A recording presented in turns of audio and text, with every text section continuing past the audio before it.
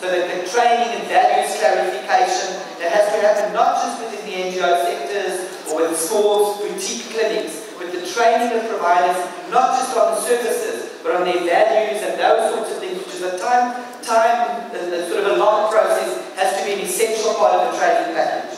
I think the second part has to be amongst key populations. There needs to be, I almost want to say, like a social movement for family planning. That when they go to a service provider, they know exactly when they're not getting the service they want. Just like when we go to a service, when I go to a service, I'll know exactly when it's not good and I'll complain. How do we instill in people that idea that to say it's not good enough? So I think there's a response on both the provider side to say how do you train people to become that trusted person, but also from the community side to almost generate that demand. And I accept that it's going to be very difficult to generate that demand in countries where it's illegal. So I think those are the two immediate reactions, so that it doesn't just become the trusted provider that you already know, but how do we build more of those trusted providers? In terms of the illegal environment, I think while I said and I asked everybody to become in your own worlds the advocates or the champions, I think as providers, in illegal environments or where it's really challenging from a legal perspective to provide services or to deal with, let's say, MSM issues or even sex work issues, I think if we just looked at it and said, well, we're not going to try and say, are you an MSM? We're just going to provide services. We're going to provide services. So you're not asking anybody to out themselves. You're not putting yourself at risk by saying you're harboring things that are illegal. You're just providing services to a group of people that you may know that are under the radar.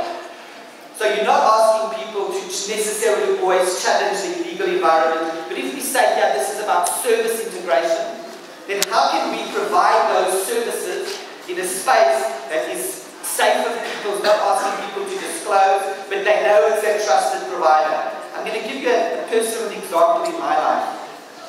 I can remember years ago, there were dentists that didn't want to deal with people who were HIV positive.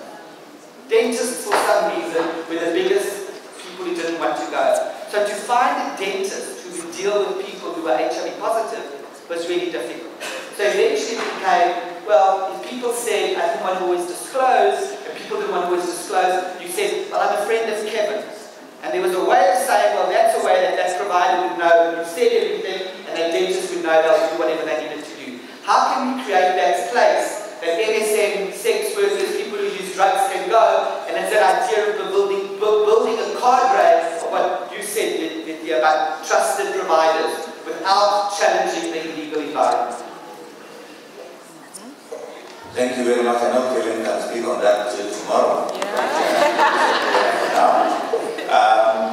I think this morning, as we started, we clearly indicated that we are going to be discussing about assessment and the key populations. I think the issues have come up. But just want to bring the three key issues. Ian talked about documenting feasibility. I think we've all seen that in the video clip.